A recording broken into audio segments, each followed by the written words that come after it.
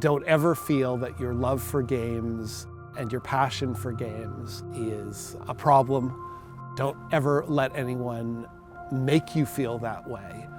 Always articulate what is positive and wonderful about playing games.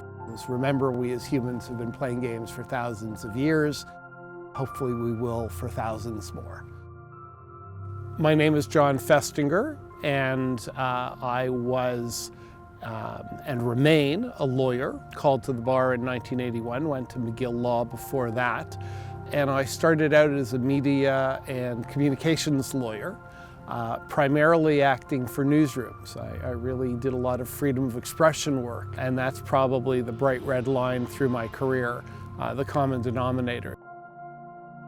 You know, the argument's always the same. Video games cause harm, and the courts say, okay, if it causes harm, we may deal with it, but we need evidence of direct harm.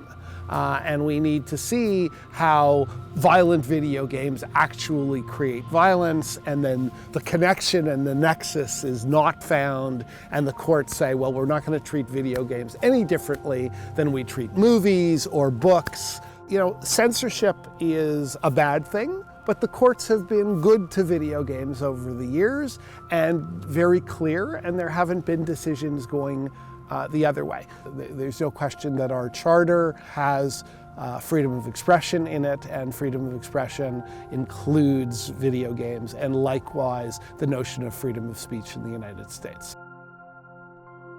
Criticism of games is fine, it's fair, it's part of the public debate. But in terms of creating legislation, you know, I don't want to say that it's not possible that one day a direct link will be found, but it really hasn't been. And if I was going to be concerned about a social issue, I'd be a lot more concerned about long-term damage to children arising from concussions because of playing high school football than I would be about high schoolers playing video games.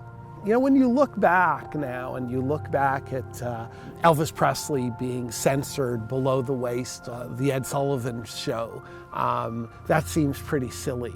You know, the Like a Virgin controversy over Madonna's song 25 years ago. When you look back at it, it looks silly. A lot of censorship looks really, really silly, but every new medium experiences it. Video game law is at the cutting edge of all digital media law, academically and intellectually and practically.